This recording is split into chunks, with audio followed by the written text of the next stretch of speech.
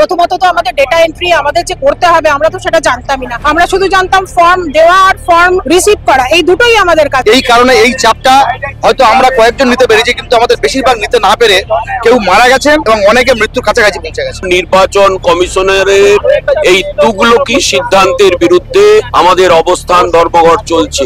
অবশ্যই আতঙ্কে আছে। রাজ্য জুড়ে এসআইআর আবহ, আর এই এসআইআর এর যাবতীয় কাজ যারা করছেন তাদের উপর অসম্ভব কাজের চাপ, তাদেরকে অমানবিক কাজের চাপ দেওয়া হচ্ছে। তারই বিরুদ্ধে তারা প্রতিবাদে বসেছেন, ধর্নায় বসেছেন, একেবারে ইলেকশন কমিশনের সামনে তারা প্রতিবাদ মঞ্চ করেছেন এবং সেখানেই তারা ধর্নায় বসেছেন। আমি ক্যামেরা পার্সনকে বলবো একটু ঘুরিয়ে দেখাতে যে প্রায় অনেকেই এখানে ধর্নায় বসে রয়েছেন। এখনো পর্যন্ত 24 তারিখ থেকে তারা ধর্নায় বসেছেন। প্রথমে তারা একটি মিছিলে অংশগ্রহণ করেছিলেন, একটি প্রতিবাদ মিছিলে, তারপরে তারা এখনো ধর্নায় রয়েছেন। কেউ কেউ অসুস্থ রয়েছেন, অনেকেরই মৃত্যু হয়েছে এবং তারই প্রতিবাদে, তারই বিরুদ্ধে তাদের এই অবস্থান বিক্ষোভ কর্মসূচি। রাজনৈতিক উদ্দেশ্যে বিজেপির মদতপুষ্ট নির্বাচন কমিশন তড়িঘড়ি এসআইআর এর নামে বৈধ ভোটার বাতিলের চেষ্টায় প্রতিক্রিয়াতে বিএলওদের ওপর অমানসিক যে কাজের চাপ, তারই ফলে বিএলওদের মৃত্যু হয়েছে এবং তারই প্রতিবাদে তাদের এই অবস্থান কর্মসূচি। এবং এই বিষয়ে তাদের কি প্রতিক্রিয়া, তারা কি বলছেন শোনাবো আপনাদের। এখন কেমন কাজের চাপ বর্তমানে দেখুন, প্রথমত তো 4 তারিখ আসতে চলবে, কাজ জমা দেওয়ার শেষ দিন আসতে চলবে, কিন্তু এখনো পর্যন্ত সেই অ্যাপের ডিফিকাল্টিস বা অ্যাপের ফেলিওর গুলো এখনো পর্যন্ত আমরা কিন্তু, এবং একটা একটা করে এত ধরনের সমস্যা যে সে পয়েন্ট ওয়াইজ বলতে গেলে একটা বিশাল হিস্ট্রি হয়ে যাবে। ম্যাপিং এর সমস্যা, আরো একটা বড় সমস্যা আছে। ধরুন 2002 এ একটা মানুষের একজন ইলেক্টরের নাম ছিল, সেই ইলেক্টরের হয়তো একটা সিরিয়াল নাম্বার সাপোজ 169 মারলাম, দেখা গেল সম্পূর্ণ অন্য একটা লোক সেই সিরিয়াল নাম্বারের আন্ডারে তার নামটা রয়েছে। তো কি করে আমি সেই মানুষটাকে, তাহলে আমাকে কি করতে হলো, তার 2002 এর নাম থাকা সত্ত্বেও তাকে ওই 3 নম্বর অপশন মানে নো প্রজেনি দিয়ে তার নামটা কোনো রকমের ফার্স্ট ড্রাফট রোলে বার করে দেওয়া হলো। তো এই ধরনের অ্যাপের ফেলিওর, অ্যাপ কাজ করে না, এই ধরনের তো হাজারো সমস্যা লেগেই আছে। আপনাদেরকে ডেটা এন্ট্রির চাপটাও দেওয়া হয়েছে। প্রথমত তো আমাদের ডেটা এন্ট্রি আমাদের যে করতে হবে আমরা তো সেটা জানতামই না। আমরা শুধু জানতাম ফর্ম দেওয়া আর ফর্ম রিসিভ করা, এই দুটোই আমাদের কাজ। তারপরে যে আমাদের এরকম ভাবে ডেটা এন্ট্রি অপারেটরদের মতন কাজ করতে হবে সেটা আমাদের সত্যি জানা ছিল। এখানে আরো বিএলওদের সাথে আমরা কথা বললাম, তারা বললেন যে আপনাদের কোনো প্রপার ট্রেনিং পর্যন্ত দেওয়া হয়নি নির্বাচন কমিশনের তরফ থেকে। তাহলে কাজের ক্ষেত্রে ঠিক কি কি সমস্যার সম্মুখীন হতে হচ্ছে? একদমই তাই। দেখুন, একটা কাজ এত বড়, একটা সারা দেশ জুড়ে একটা এই ধরনের কাজ চলছে, পশ্চিমবঙ্গে এখন এই একটা এত বড় একটা এসআইআর এর মতন একটা কাজ চলছে, সেই সময় সেই প্রেক্ষাপটে আমাদের একটা প্রপার ট্রেনিং দেওয়া ভীষণভাবে দরকার ছিল। কারণ প্রপার ট্রেনিং ছাড়া এই ডিজিটাইজেশনটা এটা একটা খুব বড় সমস্যা। বিশেষ করে দেখুন, প্রত্যন্ত গ্রামাঞ্চলে যেখানে যে পরিবার যিনি মারা গেছেন, মানে আমার শুনে খারাপ লাগলো, আমি কথা বলছিলাম ওনাদের সাথে, অ্যান্ড্রয়েড ফোন ওনারা কার্যত মোটামুটি প্রথম ব্যবহার করছেন। অ্যান্ড্রয়েড ফোন সম্বন্ধে কোনো আইডিয়া ছিল না ওনার, এবং কিভাবে ডিজিটাইজ করতে হয় সেই জিনিস সম্বন্ধে ওনার কোনো ধারণাই ছিল না। উনি ওনার ছেলেকে দিয়ে কাজ করাতেন। তারপরে এই প্রবল প্রেসার, এই এত চাপ, মানে ঘন্টায় ঘন্টায় আপডেট চাওয়া, কত পার্সেন্ট কাজ হয়েছে সেটা জানতে চাওয়া, তার মধ্যে অ্যাপের ফেলিওর, মানে সব মিলিয়ে একটা নাজেহাল পরিস্থিতি। আপনারা যারা ধর্নায় বসেছেন, যে বিএলওরা ধর্না করছেন, প্রতিবাদ করছেন, বিজেপির তরফ থেকে সরাসরি আপনাদেরকে টিএমসির বিএলও বলে দাগিয়ে দেওয়া হচ্ছে। দেখুন, আমরা এখানে যদি এরকম ধরনের কোনো তকমা দেওয়া হয়, তাহলে আমি একটা কথা বলি, এখানে এটা সম্পূর্ণ আপলিটিক্যাল একটা মঞ্চ, এটা আমাদের আপলিটিক্যাল একটা কমিটি। আমরা যখন সিইও অফিসের সামনে ধর্নায় বসেছিলাম, ওপরে 3rd ফ্লোরে যখন আমরা ধর্নায় বসেছিলাম, তখন আমরা হঠাৎ করে রাত্রি 11:30-12টায় জানতে পারলাম একজন নাম করা একজন বিজেপি নেতা উনি এসে নিচে বিক্ষোভ জানাচ্ছেন, উনি সিইও কে উদ্ধার করবেন বলে।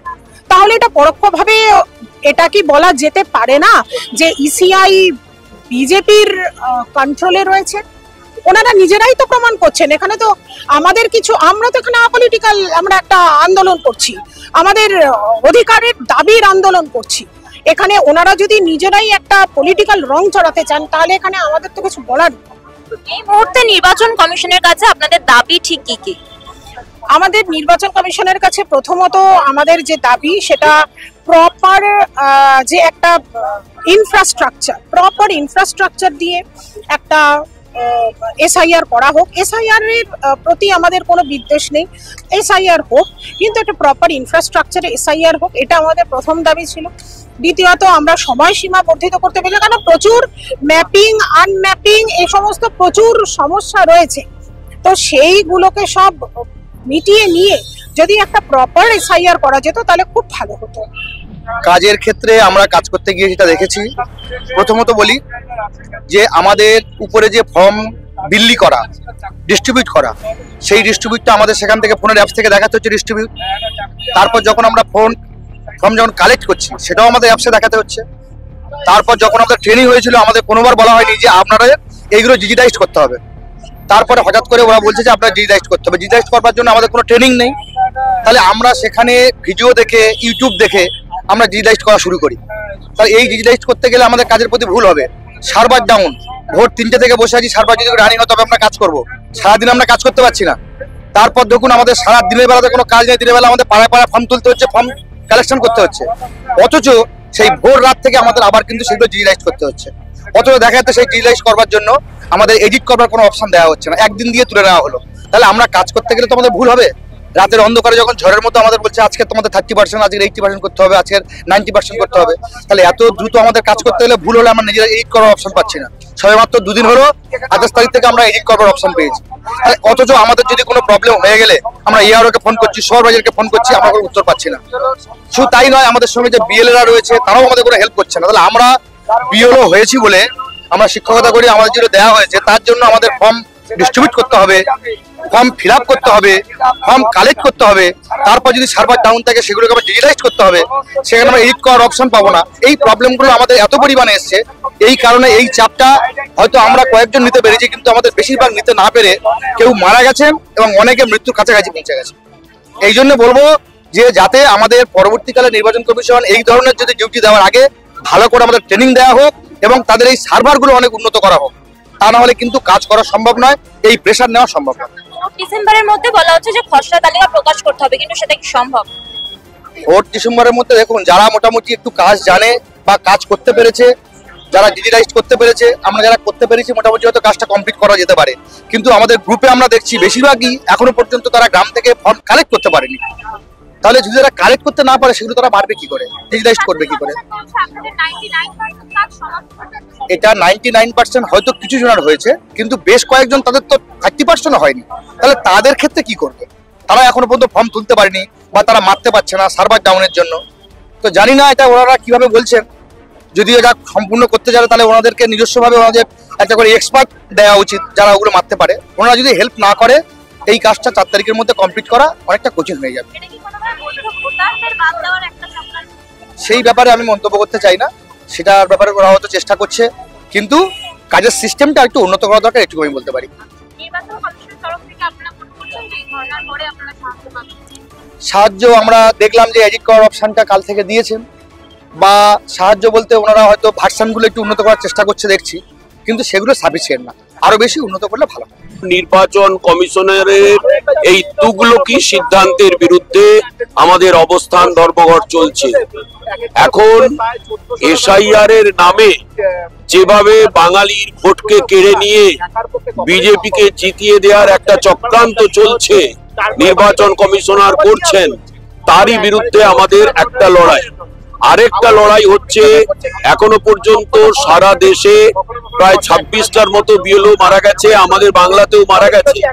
তারা কাজের প্রেশার নিতে পারছে না, সুইসাইডাল নোট তারা লিখে যাচ্ছে যে আমাদের মৃত্যুর জন্য দায়ী নির্বাচন কমিশনার। যেটা 2 বছরের কাজ সেটা 18 দিন, 20 দিন, 1 মাসের মধ্যে যদি চাপিয়ে দেওয়া হয়, সেই কাজের প্রেশার কেউ নিতে পারছে না। কারো বাচ্চা আছে, কারো মা বাবা অসুস্থ, এবং স্কুলে যারা শিক্ষক শিক্ষিকা আছেন তারা এই সময় নভেম্বর মাসে আমাদের অ্যানুয়াল পরীক্ষা হয়, 10 টেস্টের পরীক্ষা হয়, 12 11 প্রস্তুতি থাকে। সেই প্রস্তুতিকে বাদ দিয়ে শিক্ষক শিক্ষিকারা যেভাবে বিএলওর দায়িত্ব এবং ওষ্ঠাগত, তারা এই চাপটা সহ্য করতে পারছে না বলেই আজকে তারা আত্মহননের মতো পথ বেছে নিচ্ছে। তাই আমাদের তীব্র প্রতিবাদ যে এই রকম সময় এসআইআর বন্ধ রাখুক, ভোট হোক। যদি এসআইআর চালাতেই হয় তাহলে নরেন্দ্র মোদীর পদত্যাগ চাই। প্রধানমন্ত্রী তো এই জনসংখ্যার উপর ভিত্তি করে, ভোটার লিস্টের উপর ভিত্তি করেই সে প্রধানমন্ত্রী হয়েছে, অমিত শাহ স্বরাষ্ট্রমন্ত্রী হয়েছে। তাহলে তারা পদত্যাগ করে দিয়ে আমাদের এখানে এসআইআর করুক, এসআইআর হোক আমরা চাই। বৈধ ভোটাররা মানে আমাদের ওই এতে স্থান পাক, আমাদের ভোটার লিস্টে স্থান পাক। কিন্তু তার নামে যে প্রহসন চলছে, এই প্রহসনের তীব্র বিরোধিতা করছে, প্রতিবাদ করছে বিএলও অধিকার রক্ষা কমিটি এবং তাদেরকে যারা সমর্থন করছি আমরা সকলে মিলে। দেখাচ্ছে আমি এতগুলো ফর্ম সাবমিট করেছি, তার টোটাল ডেটাটা দেখতে পাচ্ছি না যে আমি ভুল করেছি কি ঠিক করেছি। অনেক সময় কাজের চাপে ধরুন সিগনেচারই করতে ভুলে গেলাম, তখন তো স্ট্যাম্প মেরে সেটা আপলোড করে দিয়েছি। এটা নিজেদের হয়েছে অনেক ক্ষেত্রে, বলছে সে ফর্মগুলো বাতিল হবে, তাতে তাদের সমস্যা হবে। আমাদেরকে সেই সুযোগ দিতে হবে, সেটা করে। তো সেই সুযোগ কোত্থেকে দেবে জানি না। নির্বাচন কমিশন তার তো ক্যালেন্ডার রেডি করে রেখে দিয়েছে, একদম যেন মানে একদম পরীক্ষার রুটিন করে দিয়েছে। কে পড়াশোনা করলো না করলে জানার দরকার নেই, পরীক্ষায় বসতে হবে, কে পাস করে ফেল করবে জানার দরকার। অর্থাৎ ভোটার লিস্টটা ত্রুটিমুক্ত হোক, উদ্দেশ্য যদি তাই থাকতো তাহলে নিশ্চয়ই এটা পূর্ব পরিকল্পনা করে আগে থেকে অনেকটা সময় নিয়ে সেটা করা উচিত ছিল, যেটা আমরা বিরোধী কাজ করে বারবার বুঝেছি। সময় একটা বড় ফ্যাক্টর। যে সময়টা আমাদের জন্য বরাদ্দ হয়েছিল অত্যন্ত কম সময়, এই সময়ের মধ্যে এটা সম্ভব নয় এবং ত্রুটি মুক্ত করা সম্ভব। এতে সমস্যাটা আরো বাড়বে। আপনার অন্তত এটা বলে দিচ্ছি, যতটা আমার মনে হয় ব্যক্তিগত অনেক বিরল ধারণা, আমরা যারা কাজ করেছি ভাবছি খুব ভালো হয়ে গেছে, আমরা কাজ করেছি, অনেকটা ভালো জায়গায় এসেছি। 4 তারিখে লিস্ট বেরোনোর পরে জানি না কি পরিস্থিতি আমাদের হবে। হয়তো আমাদের পিছনে 2-4টে করে পুলিশ দিয়েও আমাদের আটকাতে পারবে না। আপনারা কি আতঙ্কে রয়েছে? অবশ্যই আতঙ্কে আছে। আমার বুথে যদি আমার 4টে ভোটার ডি হয়ে যায়, ডাউটফুল ভোটার, আপনারা জানেন হয়তো যে ডাউটফুল ভোটার মানে তাকে কি করা উচিত। প্রথম চান্সেই তাকে বলে দেওয়া হলো ডাউটফুল, তাকে এসডিও হিয়ারিং হবে, তাকে বিডিও হিয়ারিং করবে, তাকে ডিএমএ নিয়ে যাবে। যদি স্যাটিসফ্যাকশন হয় তবেই সে আবার ব্যাক করতে পারে। একজন চাষি, একজন ক্ষেত মজুর, তার কাছে ডকুমেন্টস যথেষ্ট নেই, তার ছোটার সে একটা ভিডিও যেতে ভয় পায়, কে নিয়ে যাবে তাকে, কে তাকে হিয়ারিং করতে নিয়ে যাবে, কে তার জন্য গিয়ে বলতে যাবে। তার মানে সাফারটা আমিই করবো, সাফারটা আমিই করবো আলটিমেট। এটাও আমরা খুব আতঙ্ক। মানে আমরা আজকে আপনারা বলছেন যে ধর্ণা হয়তো তুলে নেবে, কেন তুলছেন না? হয়তো দেখবেন ইচ্ছা হবে চলে অন্তত 4 তারিখের পর, যখন আমরা চারদিক দিয়ে আমাদের উপরে প্রেসার আসবে, সেদিন কিন্তু আর আমরা কেউ থাকবো না, সব চলে আসবে, কমিশনের অফিস। এটা কমিশনকে আপনাদের মাধ্যমে জানাতে চাই যে আমাদের যদি কোনো সমস্যা হয় আমরা কেউ থাকবো না, পুরো অফিসে আমরাই যাবো। আমরা এমনও শিক্ষক আছে যারা এখনো পর্যন্ত বড় মোবাইল ইউজই জানে না, ছোট মোবাইল ইউজ করে। আপনি বলুন তো ম্যাম, যে একটা যে নর্মাল মোবাইল ইউজ করে সে কিভাবে আপনার এই ডিজিটাইজেশনটা করবে, এসআইআর এর ফর্মটা ফিল আপ করবে, কিভাবে করবে? তার কোনো মানে সদুত্তর মানে আমাদেরকে কমিশন অফিস দিতে পারবে? কোনো উত্তর নেই। তাহলে একটা প্রসেস আমি শুরু করছি, এসআইআর কে আমরা সবাই সমর্থন করি, কারণ আমরা কেউই চাই না যে এক নাম 5 জায়গায় থাকুক। নির্ভুল হিসাবটা একজন ভারতীয় হিসাবে আমরা সব সময় চাই, সব সময় সাপোর্ট করি এবং আমরা রাত দিন কাজ করছি বলেই উনি অফিস থেকে 99% যে আমাদের কাজ কমপ্লিট হয়েছে এই কথাটা জোর গলায় উনি বলতে পারছেন। আমরা যদি আজ কাজ কমপ্লিট না করে বাড়িতে ঘুমিয়ে থাকতাম তাহলে কিন্তু উনি ওই পরিসংখ্যানটা আমাদেরকে দিতে পারতেন না। কিন্তু আমাদের লড়াই বা আমাদের অবস্থানটা যে জায়গা থেকে, যে আমাদেরকে একটু সময়, একটু সেটআপ, ট্রেনিং এবং এই যে মানে পরপর মৃত্যু মিছিল হয়ে যাচ্ছে, এই জায়গাটাকে বারণ করতে হবে। সংখ্যাটা 5-6 থেকে যেন 10-এর উপরে যদি চলে যায়, একটা মানুষের জীবন আমরা তো কেউ তাকে জীবন দিতে পারবো না, তার জীবনটা কেড়ে নেওয়ারও দায়বদ্ধতা আমাদের থাকা উচিত। এমন কিছু কারোর উপর প্রেশার দেব না যাতে সে নিজে আত্মহননের পথ বেছে নিতে বাধ্য হয়। বিএলওটা কাদের? নির্বাচন কমিশনের বিল, এবং তারা আমাদের বাংলার সাধারণ মানুষ। অতএব তার আমার সহকর্মী তিনি মারা গেছেন, তার হয়ে তার পাশে আমরা থাকবো তো কে থাকবে?